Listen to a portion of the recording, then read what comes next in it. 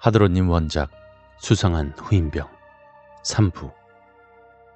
나는 침이 한번 꼴깍 넘어갔다. 언제 말입니까? 한참 됐지. 이건 내가 겪은 게 아니고 내가 자대 배치받기 바로 직전에 있었던 일이야. 이 조그만 부대에서 호남파 영남파가 갈렸었나 봐. 호남 출신이 왕고가 되면 영남 출신 애들을 갈구고, 또 영남 출신이 왕고가 되면 다시 호남 출신 애들을 갈구고, 이런 식으로 군본을 따라 내려가면서 복수와 응징이 난무했나 보더라고. 그런데 그걸 참지 못한 이등병 하나가 5일가 도중에 탈영을 한 거야. 저녁이 다 돼가는데 보이지 않다는 거지. 전 부대원들이 비상 걸려서 그 사람을 찾아 나섰대. 보통 부대원이 탈영했을 때 무장 탈영이 아니면 사단에 바로 탈영 신고를 하지 않아.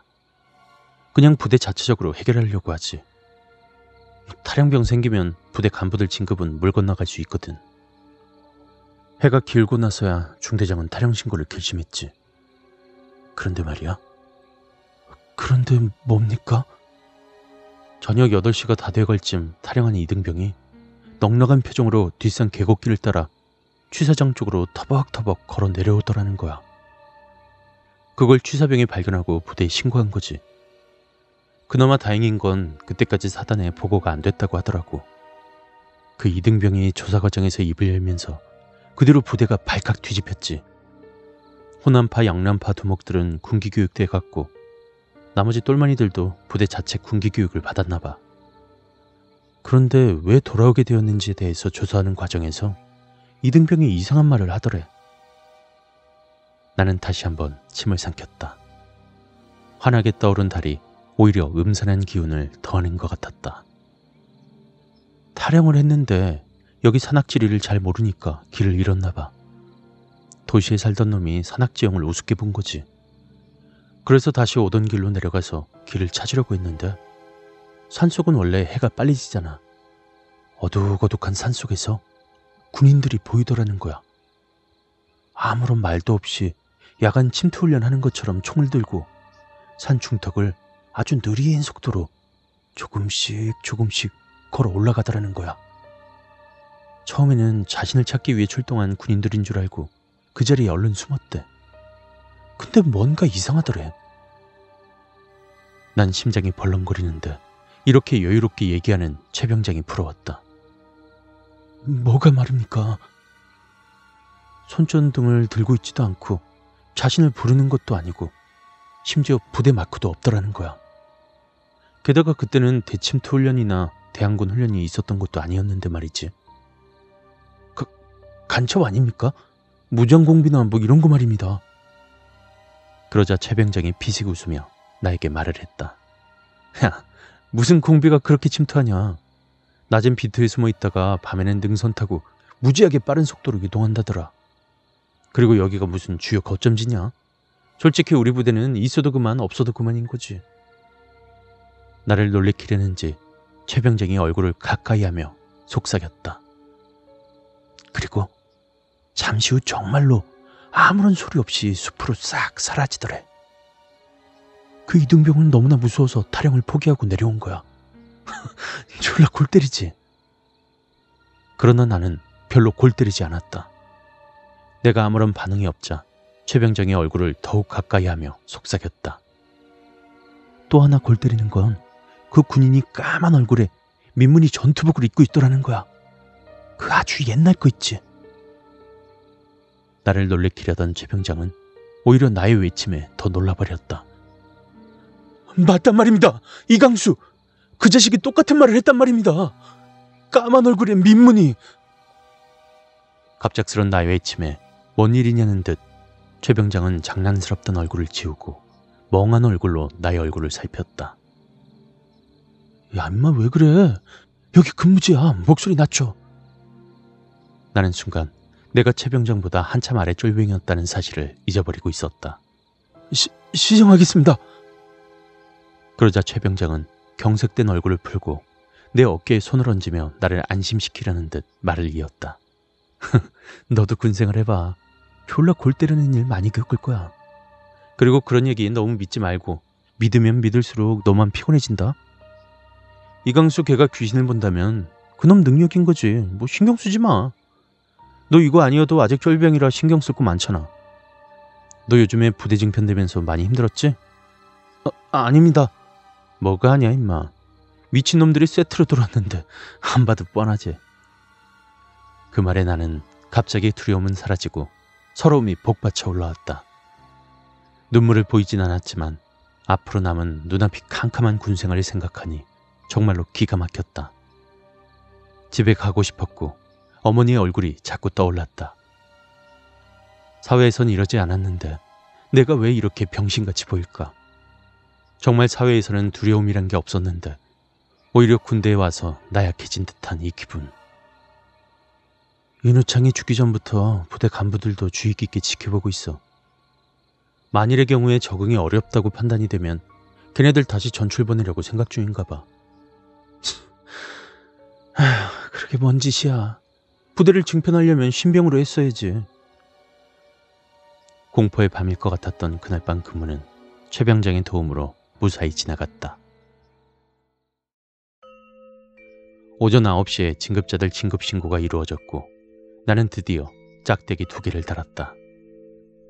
사이코 같은 고장포 상병도 병장 진급을 했다. 아침 일찍부터 수염을 뽑았는지 오늘따라 유독 말끔해 보였다. 산적처럼 생긴 우람한 덩치에 걸맞지 않는 말투는 항상 나를 역겹게 만들었다. 어머, 씨발 내가 병장이라니. 얘들아, 나 어때? 뽀대 나지 않니? 고장포인지 고장난 대포인지 그놈은 연신 자기 야전상의의 계급장을 쓰다듬으며 자랑을 했다. 멋지십니다. 고마워 얘들아. 쫄병들은 웃는 얼굴로 그를 대면했지만 머릿속에는 오로지 한 가지 단어뿐일 것이다. 미친놈. 나는 진급의 기분을 즐기고 싶었지만 그럴 상황이 아니었다. 오전 10시쯤 헌병대 조사관이 부대에 왔기 때문이다. 부대 인사계와 같은 상사였는데 나이는 꽤 젊어 보였다. 우리 내무반 내에서 모두 동시에 그날 일과를 모두 적어내었다. 조사관은 자신에게 특별한 할 말이 있으면 적어도 된다고 했다. 모든 것을 폭로하고 싶었지만 그 조사관과 나머지 군생활을 같이 하는 것이 아님을 모두들 잘 알고 있었기에 함구했다. 1차 조사가 끝나자 갑자기 그 조사관은 1병과 2등병들을 모두 식당에 집합하도록 명령했다. 그리고 병장과 상병들은 내무반에서 절대로 나오지 말도록 했다. 모두 팬티만 남기고 하의를 벗는다. 실시! 황당한 명령에 조사관 앞에 횡대로 늘어선 우리는 말을 따르지 않고 잠시 멀뚱멀뚱 서로의 얼굴을 확인했다.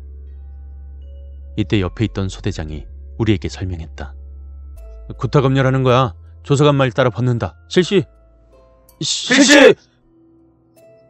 우리는 복창과 함께 하의를 벗고 다시 제자리로 정렬했다. 유심히 우리를 이리저리 살피던 조사관이 누군가 눈에 들어왔는지 입을 열었다. 너 이리 나와봐. 조인트 많이 까였네. 김영식 일병이 걸려들었다. 밤마다 불러내어 정강이 까는 상병놈에게 가장 많이 당한 부대원이었다. 조사관은 이유도 묻지 않았다. 누구야? 불어. 네? 뭐 말입니까? 이에 의자에 앉아있는 조사관은 식당 탁자를 손으로 치며 언성을 높였다. 누구야 새끼야, 네 조인트 깐 놈이. 조사관의 행동에 모두들 움찔했지만 김일병은 무서울 정도로 침착했다. 작업하다 다쳤습니다. 작업? 이 새끼가 날 호구로 보나. 똑바로 말 안 해? 정말로 작업하다 다쳤습니다. 정말입니다. 어쭈, 이 새끼 봐라. 모든 게 그렇지 않은가. 본인이 부정하는데 어떻게 하겠는가. 조사관은 대대장에게 보고하겠다고 한 차례 협박을 한 후 김일병을 제자리에 돌려세웠다. 자, 이제 상의를 벗는다. 실시! 실시! 웃옷을 모두 벗은 순간 아차 싶은 생각이 들었다. 우리가 부정해도 어떻게 변명할 거리가 없는 게 있었다. 바로 가슴에 새겨진 칼침에 의한 피멍자국이었다. 소대장도 깜짝 놀란 표정이었다. 구타검열 나오는 것을 알았다면 입이라도 맞춰놓을 걸 하는 생각이 들었다. 모두 죽은 윤상병 사건만 조사하고 갈 줄 알았던 것이었다. 얼마 후 미친 사무라이 김기혁 병장은 15일짜리 영창에 끌려갔다. 부대의 분위기는 극도로 위축되어 있었다. 사병 한 명은 죽고 부대원 한 명은 영창 가고 대대장과 중대장은 수시로 사단본부에 불려가는 것 같았다. 나중에 윤상병의 사인은 전환장애에 의한 돌연사라고 밝혀졌다. 나는 그때 전환장애라는 말을 처음 들었다. 특별히 몸에 이상이 없는데도 시름시름 앓는 병이라고 했다. 이게 지속되면 신체적인 장애뿐 아니라 정신질환까지 온다고 한다. 군생활 동안 받은 극도의 스트레스가 그를 죽음으로 몰았는지도 모른다. 나는 한동안 이강수에게 말을 걸지 않았다. 아니, 아예 모르는 척을 했다. 그도 내 행동의 의미를 눈치챘는지 특별한 일이 아니면 나에게 말을 걸지 않았다. 그런데 여전히 가끔씩 통나무처럼 뻣뻣이 서서 눈알을 굴리는 모습은 변하지 않았다. 그때마다 내 온몸은 소름으로 뒤덮였다. 그러던 어느 일요일이었다. 부대원들 몇몇이 오전 종교 행사로 읍내로 나가게 되었다. 나는 종교가 없어 나갈 일이 없었지만 가끔 고참들이 바람 쐬어주려고 종교 행사를 핑계로 나를 데리고 나간다. 교회에 갔는데 거기서 우연히 고등학교 동창을 만났다. 그 녀석은 부럽게도 상병을 달고 있었다. 야, 새끼야, 오랜만이다. 우리는 몇 마디 인사를 주고받으며 안부를 물었다. 근데 너 어디 있냐? 공병대에 있어. 아우씨, 졸라 힘들어. 뭐? 공병대? 나는 갑자기 중요한 질문거리 하나가 떠올랐다. 너 이강수 알아? 뭐? 갑자기 웬 이강수? 너네 부대에서 전입 온 이등병 말이야. 우리 부대에서? 나는 다급했는데 친구 녀석은 바쁘지 않다는 듯 여유로웠다. 설마 그런 사람 없었어? 또는 걔는 몇 달 전에 죽었어? 이런 말은 하지 않겠지? 그 왜 키 작고 얼굴 하얗고 여자같이 생긴 놈. 아, 그 이강수? 그제서야 친구는 알았다는 듯 손뼉을 쳤다. 다행이다. 걔가 니네 부대로 갔냐? 난 대답할 겨를이 없었다. 너 그 자식 애가 어떤 놈이었는지 알아? 이상하다. 너네 부대로 간 게 아니라 치료받으러 간다고 했는데. 뭐? 치료? 걔 약간 정신병이 있었어. 몰랐냐? 헐, 걔가 병원에 간 지 벌써 2달이 넘었을걸? 그럼 우리 부대 생활 빼면 한 달 넘게 병원에 있었단 얘기네. 그렇게 되나? 하여튼 걔 자대생활 2, 3주 정도 했었나?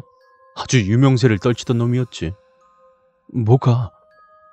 나는 또라이 중에 그런 생또라이는 처음 봤다니까. 우리 사단은 유격훈련이 전반기 후반기 나뉘어져 있잖아. 걔가 들어오자마자 우린 후반기 유격에 들어간 거야. 그 자식 입장에선 무지하게 꼬인 거지. 그런데 그 자식 체력이 좀 약하더라고.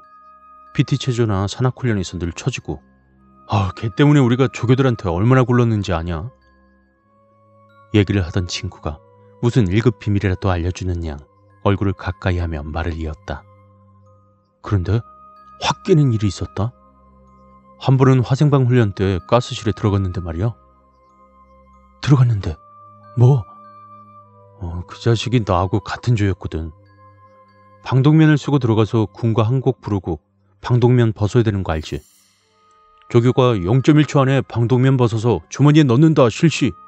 이러니까 우리는 후다닥 다 벗었지. 그런데 그놈이 꿈을 대다가 조교를 열받게 한 거야. 그래서 조교가 다시 방독면 쓰라고 명령했지. 생각해봐. 방독면을 써도 숨쉬기 거북한데 방독면 안에 가스까지 가득 차 있었으니까 애들 거의 죽어났지 뭐. 차라리 방독면 벗고 화끈하게 끝내고 나오는 게 오히려 사는 방법이더라니까. 그런데 갑자기 이강수 걔가 방독면을 쓴 상태에서 미친놈처럼 막 소리를 지르는 거야. 가까이 오지마, 저리가, 오지마 이러면서 몸부림을 치더라고. 그래서 같은 조에 속한 우리뿐만 아니라 조교들도 순간 움찔했지. 그런데 걔가 소리를 계속 지르는데 말이야. 소리를 지를 때마다 방독면 배기구 쪽에서 정체모를 거품이 부글부글 끓더라고. 그리고 무슨 땀을 그렇게 흘리는지 방독면에서는 또 알 수 없는 액체가 뚝뚝 떨어지는 거야. 처음엔 가스실이 약간 어두워서 잘 몰랐는데 모두들 바닥에 떨어진 액체의 정체를 보고 깜짝 놀랐지. 피였어. 뭐? 피? 응. 조교들이 놀래서 우리 조를 급히 내보냈지. 그리고 교관이 와서 그 녀석 방독면을 벗게 했어. 와, 지켜보던 우리는 진짜 졸래 놀랬다니까. 방독면을 벗는 순간 피가 거의 한 바가지가 쏟아지더라니까. 난 처음에 피토한 줄 알았거든. 그런데 피를 닦아보니까 코피가 터진 거였어. 교관이 왜 그러냐고 물으니까 코 점막이 약하대나 뭐라나 그러더라고. 그러니까 교관은 다음에 올 때 군의관 진단서 끊어오면 가스실 훈련 열애시켜주겠다고 하더라고. 그리고 왜 가스실에서 소란을 피웠냐고 물으니까 가스실이 너무 무서워서 그랬단다. 이건 뭐 병신도 아니고 이등병 새끼가 완전히 군기가 빠진 거지. 그런데 개또라이 짓은 그걸로 끝난 게 아니었어. 또 뭔데? 우리 부대는 차량이 많아서 유료고 근무지가 따로 있거든. 거긴 약간 산속에 들어가 있어. 밤에는 조금 무섭긴 해도 주변 경관도 좋고 근무할 만하고. 그런데 유격훈련에서 돌아온 그 미친놈이 유료고 근무는 절대로 안 가겠다고 발악을 하는 거야. 이런 생또라이가 어딨냐? 부대에 갓 들어온 이등병이 말이야. 졸라 처맞고도 못하겠다는 거야. 결국 우린 포기하고 그놈이 짬밥이 안 되니까 유병수 근무까지 빼고 걔를 탄약고 근무로만 돌렸지. 그런데 왜 병원까지 갔냐? 야, 씨, 말도 마라. 밤만 되면 괴송 지르고 잘못했다고 막 이리저리 뛰어다니더라니까. 결국 대대장 명령으로 군병원에 갔지. 그 자식 어쩌면 군생활 하기 싫어서 꾀부리는 건지도 몰라. 내가 아는 고참도 어깨 탈골로 입원한 적이 있었거든. 그런데 병원 생활이 너무 좋으니까 이 퇴원 직전에 어깨를 몇 번 강제로 뺐다고 하더라. 그리고 2달 가까이 병원에서 놀았잖아. 아참, 그런데 그놈 너네 부대에서도 그러냐? 그 정도로 심한 건 아니고 자꾸 귀신 같은 게 보인다고 나한테 그러더라고. 미친놈. 병원에 있을 때 시나리오 잘 짜왔나 보네. 나는 이강수 그놈에게 속은 듯한 기분이 들면서도 오히려 더 불길해지는 예감을 떨칠 수가 없었다. 나는 친구와 작별 인사를 하고 뒤돌아섰는데 그때 친구가 나를 다시 불렀다. 야, 그런데 고장포는 잘 있냐? 뭐? 야, 그 사람도 너네 부대에서 온 거야? 그 자식 졸라 찌질이야. 쫄병 때부터 한 대 맞으면 눈물 질질 짜던 놈이거든. 보기에는 덩치 크고 험악해 보여도 무지하게 마음 여리다. 아니, 세상에 이강수는 차출되었다 치더라도 전출 희망 잡았는데 병장 진급 앞두고 보내달라는 놈이 어디냐? 이건 뭐 할 말이 없다. 내 고참이었지만 군생활은 졸라 찌질했지. 그래서 쪽팔려서 갔는지도 몰라. 아니, 그런데 그 사람은 그 외모에 왜 여자 흉내를 내는 거야?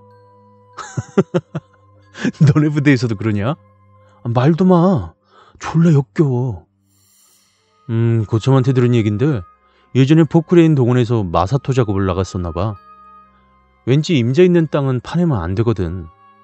그런데 마사토가 필요한데 마땅히 파낼 데가 없으니까 부대에서 얼마 안 떨어진 주인이 없을 만한 야산을 그냥 파버린 거야.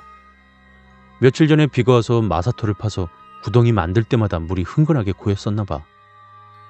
그런데 포크레인이 옆에서 삽질을 하고 있던 고장포가 거기에 빠진 거지. 흙탕물이 거의 허리 가까이 찼었는데 고장포 그 자식은 막 겁이 질려서 졸라 허우적댔다는 거지. 고참들이 얼마나 웃었겠냐. 그런데 조금 지나니까 웃을 상황이 아니었대. 뭔데? 진짜로 물에 빠진 사람처럼 살려달라고 괴성을 지르더라는 거야. 그리고는 머리까지 물속에 잠기더래. 마치 늪 속에 빠진 사람처럼 말이야. 헐, 그게 말이 돼? 당연히 말이 안 되지. 결국 고참들이 들어가서 그 자식을 꺼내줬거든. 그런데 골 때리는 게 뭐냐면 물에 빠지면 지푸라기라도 잡는다고 하잖아. 그때 고장포가 뭘 잡았는지 아냐? 친구 녀석은 비웃는 듯한 얼굴 표정을 하며 내게 물었다. 아, 궁금해. 그냥 빨리 말해 임마. 사람 뼈. 뭐? 왼손의 다리뼈, 오른손의 아래 턱뼈. 야, 대박이지? 뭐야? 그럼 거기가 무덤 자리였다는 거야? 그랬겠지. 그런데 그 뒤로 고장포 그 자식이 조금씩 이상해져 가더래. 내가 신병으로 들어갔을 땐 이미 많이 이상해진 상태였나 봐. 난 원래 그런 자식인 줄 알았거든. 알다가도 모를 일이네. 왜 그렇게 된 거지? 고추함들은 그 구덩이에 빠졌을 때 무덤 주인인 처녀 귀신한테 씌인 게 분명하다고 수군댔어. 에이, 말도 안 돼. 하여튼 내가 들은 건 이게 전부야. 그런데 이상한 거는 고장포 그 자식 꼭지 돌면 장난 아니거든. 그런데 신기하게도 이강수는 건드리지 않더라.